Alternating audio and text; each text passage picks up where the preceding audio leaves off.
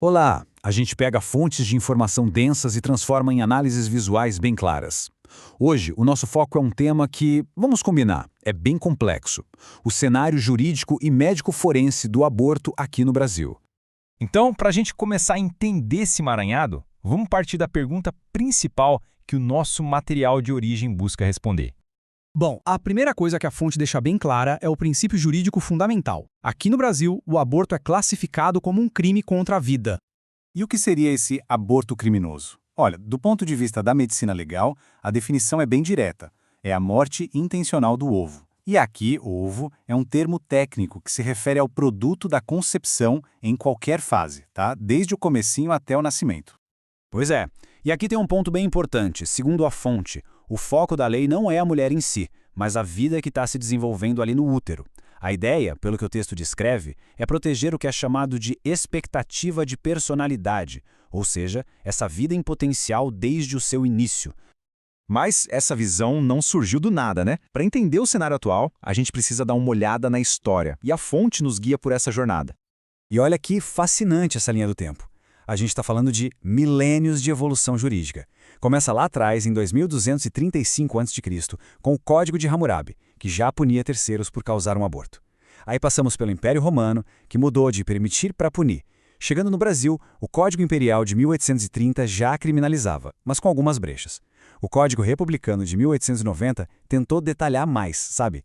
E tudo isso culmina no nosso Código Penal atual, de 1940. Ok? Então a regra geral é que é crime.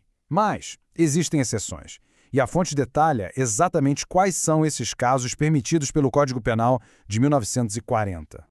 Basicamente, a legislação estabelece 3 circunstâncias onde o aborto não é punido. Primeiro, o aborto terapêutico, para salvar a vida da gestante. Segundo, o sentimental, em caso de estupro. E o terceiro, que veio depois por uma decisão judicial, é em casos de anencefalia, quando o feto não tem chance de sobreviver fora do útero. É importante notar que os 2 primeiros casos, o terapêutico e o por estupro, já estavam lá no texto original do Código Penal de 1940, no artigo 128. E para entender a lógica por trás da terceira exceção, a de anencefalia, essa citação do ministro Marco Aurélio de Mello, ela é muito esclarecedora. Não se cuida de vida em potencial, mas de morte segura. Uma frase de impacto, né? Que resume bem o raciocínio do tribunal. Exato! Foi uma decisão histórica do Supremo Tribunal Federal. O STF entendeu que obrigar a continuidade de uma gestação de feto anencéfalo seria inconstitucional. Na prática, isso criou essa terceira exceção legal, que é bem diferente das outras duas, como a fonte analisa. Bom, mas o debate não para por aí, né? A fonte também mergulha em algumas áreas bem mais controversas, analisando outras propostas e as tentativas de reformar a lei. E aqui o texto base apresenta uma visão bem definida sobre 2 propostas, o aborto eugênico e o social. Sobre o eugênico, o argumento da fonte é que seria um caminho perigoso, porque a vida de uma pessoa com deficiência deveria ser protegida. Já sobre o aborto social, a alegação é de que seria uma solução falha para problemas econômicos que deveriam ser tratados com apoio social.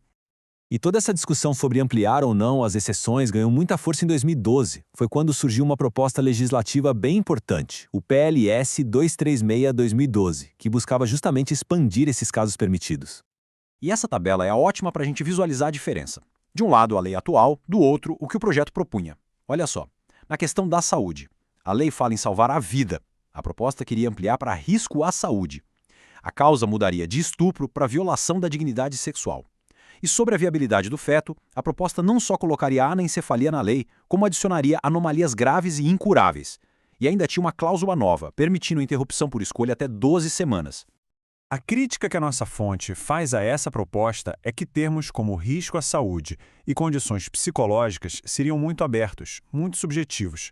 A preocupação levantada no texto é que essa linguagem vaga poderia, na prática, abrir caminho para o aborto por simples demanda. E para fechar, a fonte nos dá uma perspectiva bem diferente. Quase de série de investigação, sabe? O protocolo médico legal para quando existe a suspeita de um aborto criminoso.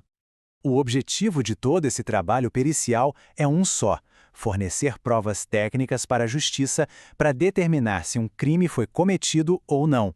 É um procedimento bem metódico. E como funciona esse protocolo? É um passo a passo. Primeiro, provar que a pessoa estava grávida. Segundo, provar que o aborto aconteceu. Terceiro, e isso é crucial, Descartar causas naturais. Quarto, encontrar evidências de que o aborto foi provocado. E, por último, o exame dos restos fetais. É um processo bem rigoroso para construir um caso com base em fatos médicos.